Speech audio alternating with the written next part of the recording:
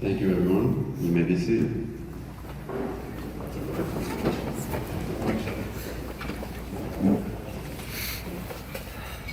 Well, I gotta say, Jess, you've always known how to make an entrance, but that is immaculate.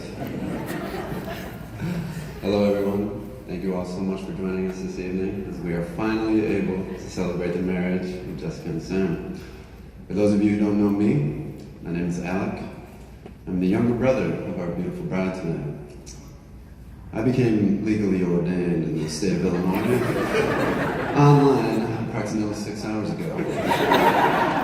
So rest assured, what we are doing here today is totally legit.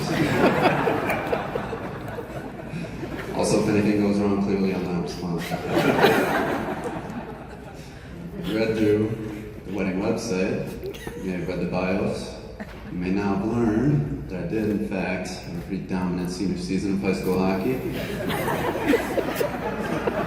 I was prepared to talk about this in detail, including showing a highlight reel of my glory days. But I've recently been informed that tonight's event is not about me. I'll also be available for autographs later on. All kidding aside, I'm so happy to be standing here today celebrating these two, and I'm honored that you've chosen me to be a part of it.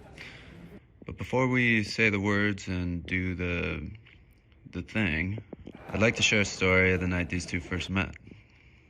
Now, I wasn't there, but I remember it well. I was in East Lansing finishing up my 6th year of undergrad, or what some people may call a red-shirted super senior year. Yeah, for the record, a lot of people take those. I was studying for an exam. I was tired, I was stressed, I was hungry, and I was broke. And it was times like these I often called my older sister Jessica, to check in. Say, hey, how you doing? How's life out in Chicago? How's that nice big corporate job treating you?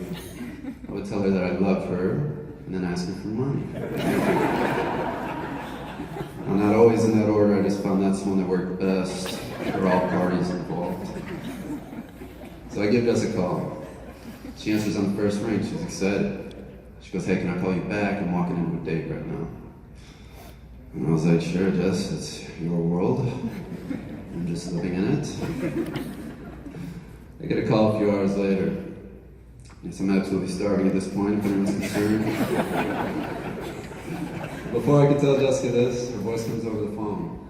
I'll never forget what she said. She goes, dude, I think I'm in love.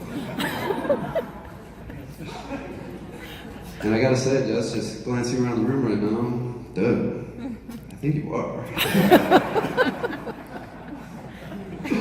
She then proceeded to tell me all about Sam and how the date went. Sam, please forgive me, but at this time I was not listening. I was too busy ordering dominoes online for probably the third time.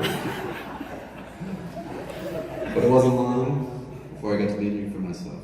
You see what had Jessica so excited? A few months later, you came over for Easter. And right away, I could tell this was different.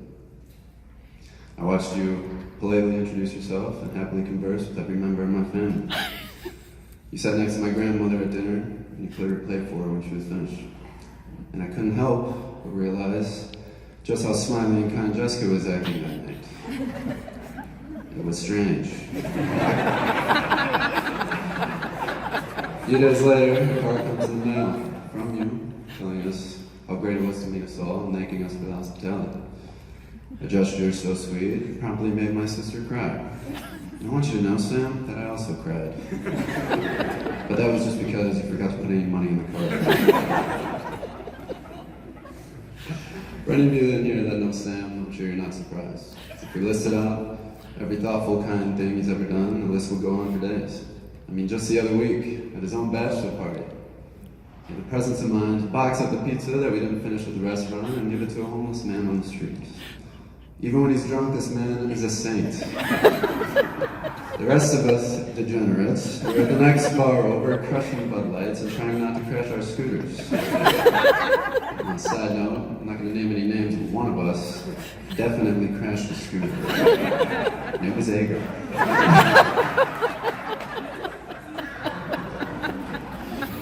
As time has gone on, I realized all those acts of kindness and that first Easter, they weren't some show you were putting on to make a good first impression, but rather a true representation, genuinely kind, very thoughtful, high-character man that you are. It's been a pleasure getting to know you over the last couple of years. I've come to admire your work ethic, your intelligence, and your willingness to discuss politics for hours on end when we're only half listening. Someone has to fight the good fight, Sam. I see you.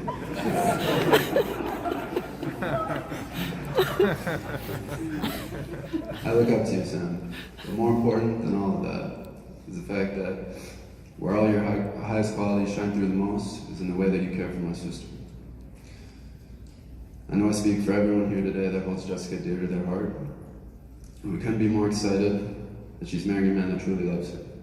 So from all of us, welcome to the family. Brother. So you know who's the outfit here. Now, Jessica, I need you to know I made a bet with our mother that we could both get through this next part without either of us crying. So I need you to stay strong as long as you can. Tight.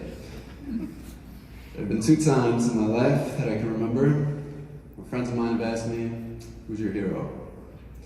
And both times I looked them dead in the eye and I said, it's LeBron James.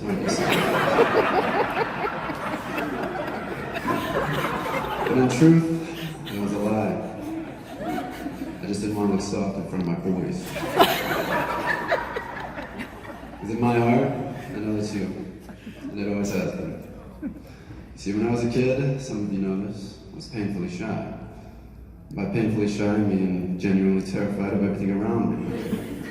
So whether it was the other kids in the hallways of school, at the bus stop, if we went to the park, or God forbid, family trip to Target, I always felt better when my big sister was there.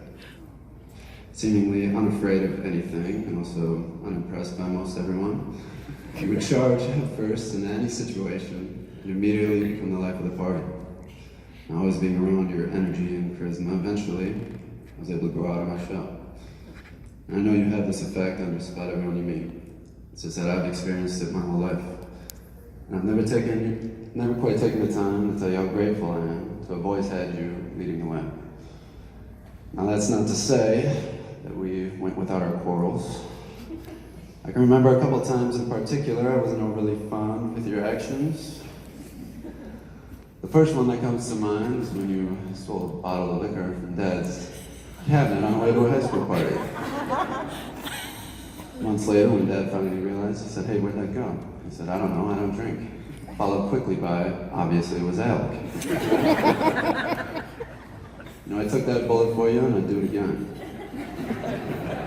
And of course, the stern talking to I received that night paled in comparison to the 2-month grounding you directly caused me about a year later, after I executed the perfect sneak out to a party at a friend's house. Someone knows where this is going.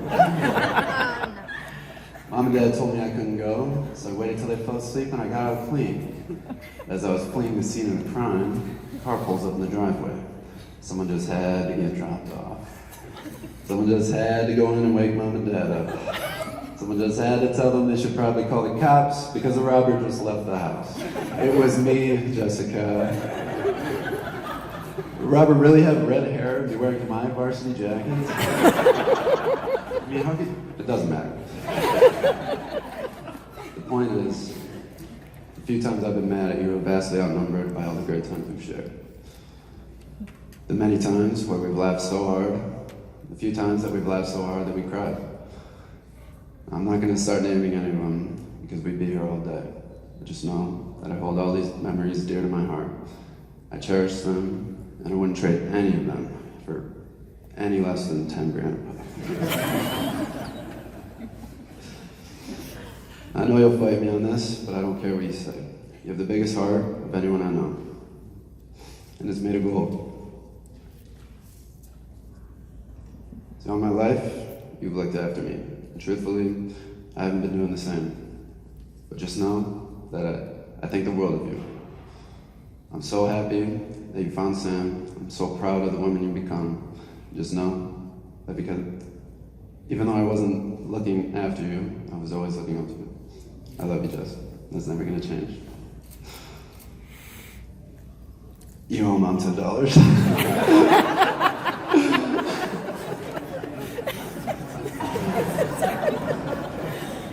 It doesn't take a marriage expert to realize what it is at its core, which is regardless of time and place, religion or culture, it is simply a celebration of a special kind of love.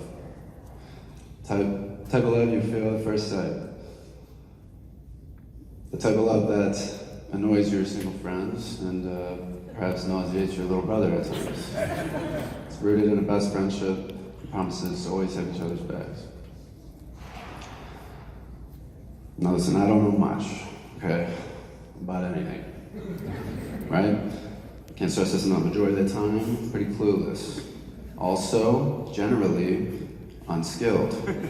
But I digress. What I do know for sure is that you two share this love. The two of you care about each other on the deepest, you understand each other on the deepest level. You care for and support each other first.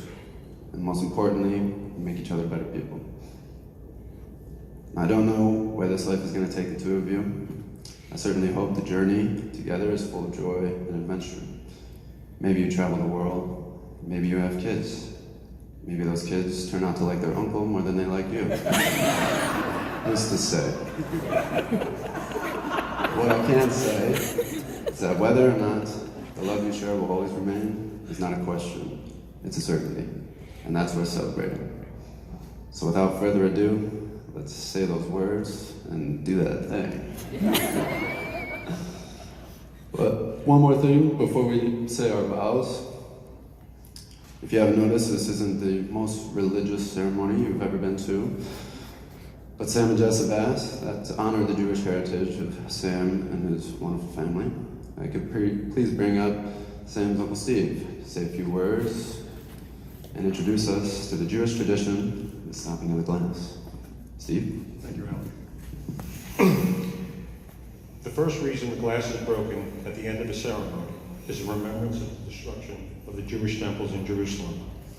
It's a lesson that even in the height of personal joy and bliss, we recall the pain and loss suffered by the Jewish people, remembering a world in need of healing and so appropriate in today's times. The second reason is the fragility of the glass, mirrors the frailty of human relationships. Since even the strongest loving commitments are subject to disintegration, the glass is broken as a kind of symbolism. As this glass shatters, so may our marriage never break. In the words of Maya Angelou, love recognizes no barriers. It jumps hurdles, leaps fences, penetrates walls to arrive at a destination full of hope. I leave both you with these words. A successful marriage requires falling in love many times with the same person. Alek?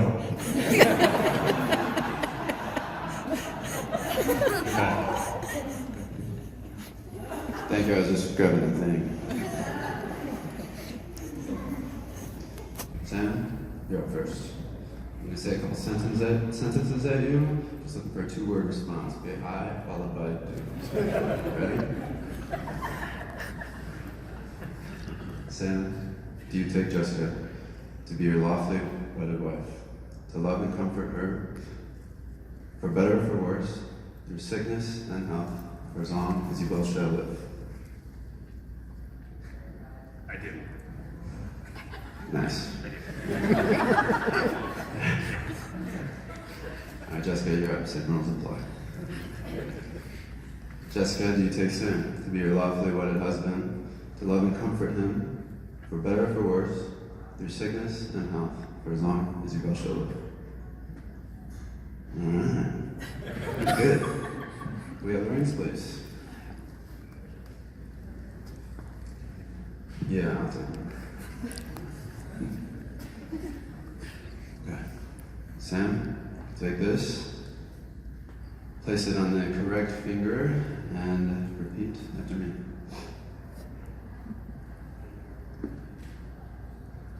Yeah. Jessica, I give you this ring Jessica, I give you this ring. as a symbol As a that, symbol that I will love you, that I will honor love you, and cherish you. and cherish you. And that I will continue And that I will continue to prepare all of your meals to prepare all every Sunday without exception, every Sunday without exception. forever and always. Forever and always. I got you locked that in.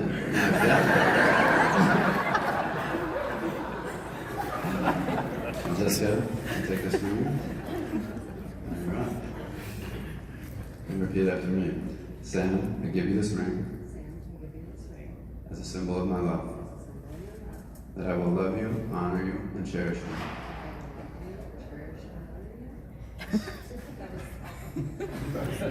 And that I will take our dog Denny for his daily walk, at least three, but no more than 5 times a year. I got you, Jessica.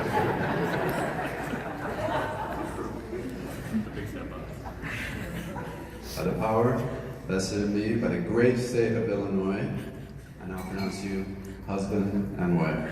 Sam, give me a kiss today.